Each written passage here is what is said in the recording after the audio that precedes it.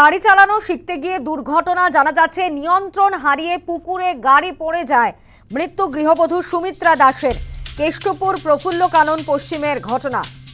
গাড়ি চালানো শিখতে গিয়েই দুর্ঘটনা, নিয়ন্ত্রণ হারিয়ে পুকুরে পড়ে যায় গাড়ি। মৃত্যু হয় গৃহবধূ সুমিত্রা দাসের। কেষ্টপুরের ঘটনা, কেষ্টপুর প্রফুল্ল কানন পশ্চিমের ঘটনা বলে জানা যাচ্ছে। নিয়ন্ত্রণ হারিয়ে পুকুরে পড়ে গেল গাড়ি। গাড়ি চালানো শিখতে গিয়ে দুর্ঘটনার সম্মুখীন হয় এক গৃহবধূ। মৃত্যু হলো তার। সুমিত্রা দাসের মৃত্যু হয়েছে। নিয়ন্ত্রণ হারিয়ে পুকুরে পড়ে যায় গাড়ি। গাড়ি চালানো শিখতে গিয়েই দুর্ঘটনা। কেষ্টপুর প্রফুল্ল কানন পশ্চিমের ঘটনা বলেই খবর।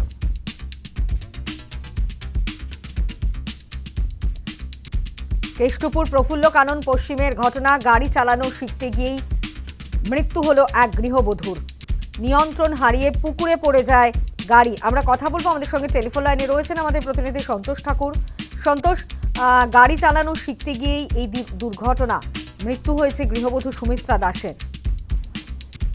একদমই, দেখো, এটা সকাল 8:50 নাগাদের ঘটনা, যেখানে কেষ্টপুর প্রফুল্লানন্দের যে এলাকা, সেইখানে একজন হাউস ওয়াইফ সুমিত্রা দাস, তিনি নিজের ছেলের সাথে স্কুলে যাচ্ছিলেন এবং তিনি সবে শিখছিলেন গাড়ি চালানো।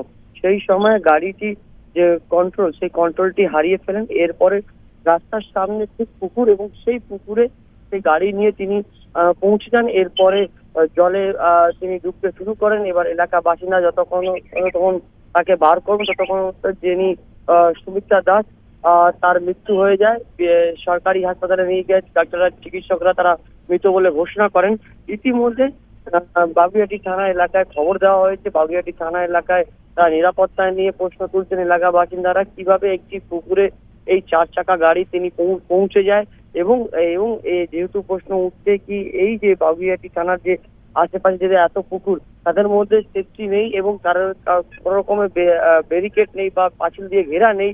সে কারণে এই গাড়িগুলি পুকুরের মধ্যে ব্যালেন্স হারিয়ে পৌঁছে যায় এবং তারপরে এই ধরনের ঘটনা ঘটে, এমনটাই এলাকা বাসিন্দারা যারা অভিযোগ জানাচ্ছেন। পাশাপাশি রীতিমধ্যে যে হাউস ওয়াইফ যিনি ডুবে মারা যান এই গাড়ির মধ্যে, যে পুকুরের মধ্যে, সুমিত্রা, তার দেহকে ময়নাতদন্তের জন্য আরজিকর হাসপাতালে নিয়ে যাওয়া হয়েছে। বেশ, ধন্যবাদ সন্তোষ। আমরা কথা বলছিলাম আমাদের প্রতিনিধি সন্তোষ ঠাকুরের সঙ্গে।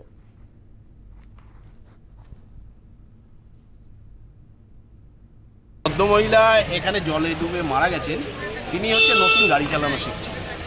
এখন গাড়ি হচ্ছে ওনার মেয়েকে স্কুলে দিয়ে এসে, এখানে গ্যারেজ আছে, সেই গ্যারেজে স্কুটি সেই স্কুটিটা রেখে উনি গাড়িটা হয়তো রাস্তার দিকে নিয়ে যাচ্ছিলেন, কিন্তু রাস্তার দিকে নিয়ে যেতে গিয়ে উনি ক্লাচের জায়গায় অ্যাক্সিলেটার হয়তো পা দিয়ে দিয়েছে এবং সোজাসুজি উনি নিয়ন্ত্রণ হারিয়ে একদম পুকুরের মাঝখানে চলে গেছে।